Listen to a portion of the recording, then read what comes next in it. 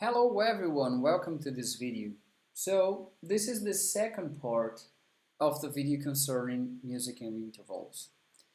This video I would like to present different intervals and not only the intervals that we have considering a major scale. So in the previous video I presented all the different intervals that we have when we play from the C and we have the different notes. So I played in the last video from C to C, and I explained all the different intervals considering the position of the C note, considering the other notes. So I explained all of them.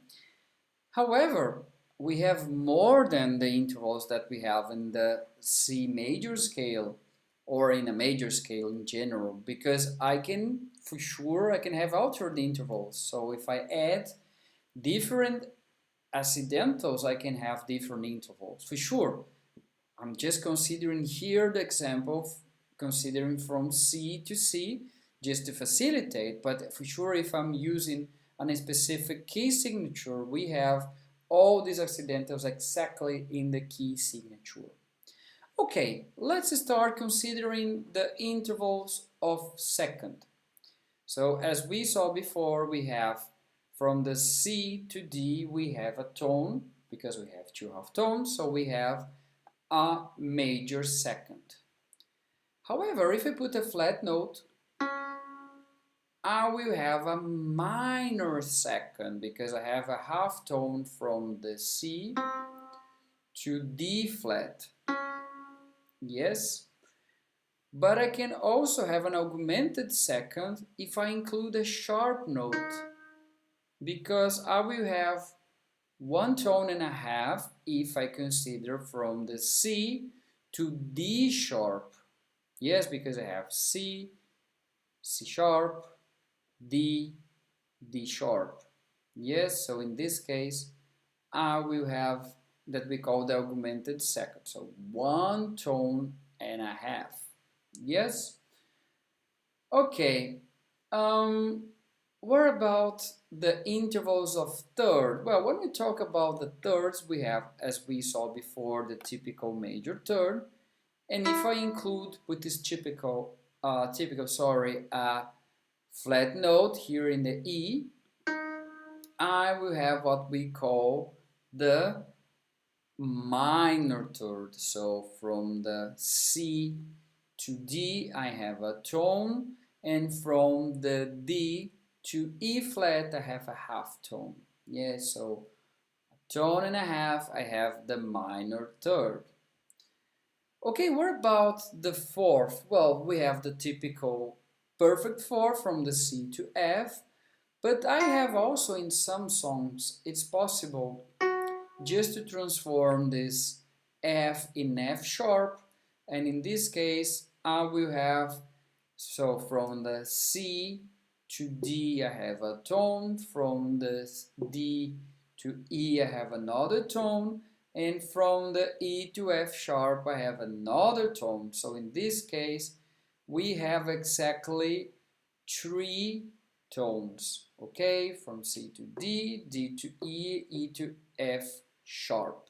So the augmented fourth is a typical interval in many music styles, so we can see this interval. So, well, regarding the fifth, is exactly like the second. So I can have, for example, if I apply here the sharp and I just have the G sharp, I have what I call the augmented fifth, the typical interval that we have in the augmented chords. So I'm transform the fifth in augmented fifth to have this typical interval like this. Yes. Well, another thing that normally we do in the fifths is also to include a flat note to have that we call the diminished fifth that normally we use in the diminished chord. The typical interval of tension. And in terms of sound, it's exactly the same sound considering the augmented fourth and the diminished fifth, just the way that I write the intervals, that they are different because the notes are the same. Okay, what about the sixth interval? So we have the typical major six. Well, in some cases, I can also include here a flat note, and I will have that we call the minor six. But also sometimes if I want to apply here an augmented, a sharp note, so this will not be anymore an A and will be A sharp, and in this case I can also have this augmented sixth. Well, what about the sevenths? Well, we have one that's maybe one of my favorites. So we have the typical minor seven. So I just change a half tone lower. So I just have the C and the B flat, and I have the typical minor seventh.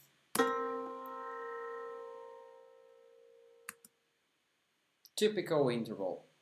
Yes, basically about the sevenths, this is what we use, but also I can just take the seven and I can just go a tone lower, and I will have that we call the diminished seven, that we have a lot also when we use the diminished chords, when we have also the fifth and the seventh diminished. Yes. Okay, so this is almost all that I have to present, because remember that we can have other intervals if we just take the intervals, just go in one octave up. So in this case I can have nines, I can have tens, 11s, I can have 13s, I can have different possibilities in terms of playing the notes. So for example, if I take here the C and I have here this D specifically and not this, I have an interval of ninth, for example. The same thing if I take, for example, the C with the F here. So in this case I have an 11th.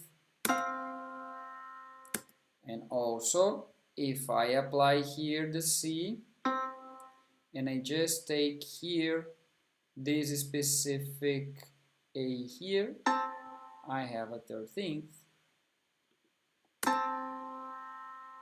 So actually we apply exactly the same rules. It's just about the way that we understand from a different perspective. Well, this is extremely important. If you want to understand how to build chords, this video is really important, because this kind of information is essential to understand how we build chords by triads and also chords by tetrads. So triads, chords of 3 sounds, and tetrads, chords of 4 sounds, or 3 notes or 4 notes. So having this understanding about intervals will be enough to understand all the possible relations that we have among the different notes. So thanks for watching, and see you in the next video. Bye bye.